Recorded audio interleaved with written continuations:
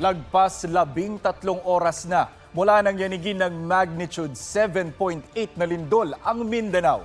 Lindol na naminsala sa lupa at nagdulot pa ng babala ng tsunami hanggang Indonesia at Japan.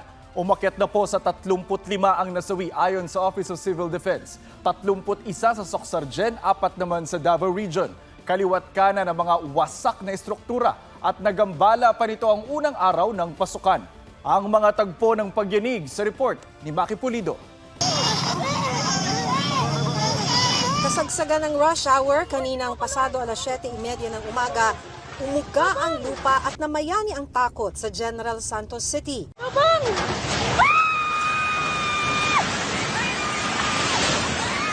Bumagsak ang gusaling ito kung saan may branch ng Jollibee. Tinamaan ang maraming kawat. Matapos ang pagguho, Customer! Tao! pumasok ang rescuers para alamin kung may natrap. Pokpok! Kung naay tao! Wasak ang mga pader at kisame, sira-sira rin ang mga gamit. Ayon sa Jollibee, ligtas at all accounted for ang mga tauhan nila sa mga branch nila sa Gensan. At wala pa silang natatanggap na ulat na may mga nasaktang tauhan sa iba pa nilang store na apektado ng pagyanig. Nadali rin ng lindol ang SM Gensan. Nabalot ng makapal na alikabok ang paligid sa pagbagsak ng mga pader. Sa parking area, natabunan ng malalaking tipak ang ilang motorsiklo at e-trike.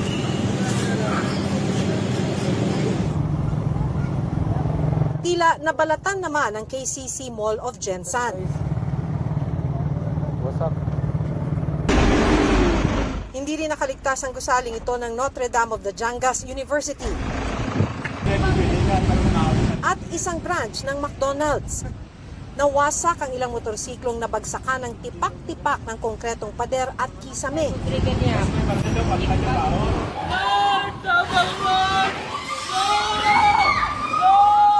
Kanya-kanyang tago sa mga mesa at upuan ng mga nasa 8th floor ng isang gusali sa lungsod.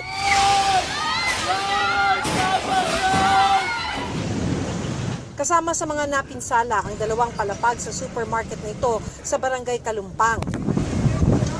Bandang 1:20, 2 labi ang narecover ng Philippine Red Cross, 2 pa ang nire-rescue sa guho. May mga pitak din sa gusali ng Sangguniang Panglungsod. Marami pang nasirang establishmento at mga sasakyan. Maging ang paliparan ng Gensan napinsala. Ayon sa Civil Aviation Authority of the Philippines o CAAP, limitado muna sa mga biyaheng panggobyerno, militar at humanitarian efforts ang flights doon hanggang Huwebes. Sa ngayon, nasa state of calamity na ang Gensan. Tulaya ba? Sarado sa trapiko ngayon ang tulay na nagdurugtong sa Gensan at Clan, Sarangani dahil sa pinsala ng lindol. Sa bayan ng Malapatan, may mga gusali at bahay ring nasira. Sa kabisera na Alabel, gumuho ang ilang cottage sa Ladol Beach. Relax. Unang araw pa man din ng pasukan ng lumindol. May mga estudyanteng hinimatay sa isang paaralan sa Cotabato.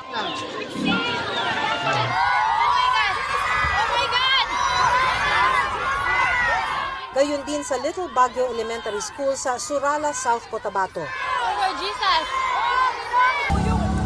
Napahinto naman ang mga motorista sa Pulumulok, South Cotabato na inabutan ng lindol sa kalsada. Tama na. Nagkalat din sa gilid ang mga nagbagsakang bote ng soft drinks. Sa isang barangay sa Coronadal, bubong na lang ang kita sa bumigay na covered court. Naputol naman ang Lampari Bridge sa pagitan ng mga bayan ng Banga at Upi. Maging ang isang tulay sa bayan naman ng Tibuli. Abot hanggang Davao ang yanig. Animoy niyuyugyog ang mga nag-iiyakang mag-aaral at guro sa open field ng Mahayahay Elementary School sa Malita, Davao Occidental. Sa gitna ng pagpapatahan ng mga nakatatanda, may bumagsak na shed. Dahil sa dagat ang epicenter ng lindol, naglabas ng babala ng tsunami ang Phivolcs. Sa Tawi-Tawi tumaas ang tubig. Tila hinihila ang mga barko at bangka palayo ng dalampasigan. Sa Basilan, 3 bahay ang nasira. Nirespondehan naman ng mga tauhan ng Coast Guard Station Zamboanga del Sur ang ilang coastal community. May mga nasira ring bahay sa tabing dagat. Bukod sa Pilipinas, umabot sa Indonesia ang pagyanig at tsunami. Iniulat din sa Japan na may mga tsunaming hanggang 20 centimeters sa ilang lugar. Inalis na ang lahat ng mga babala ng tsunami. Maki Pulido, GMA News.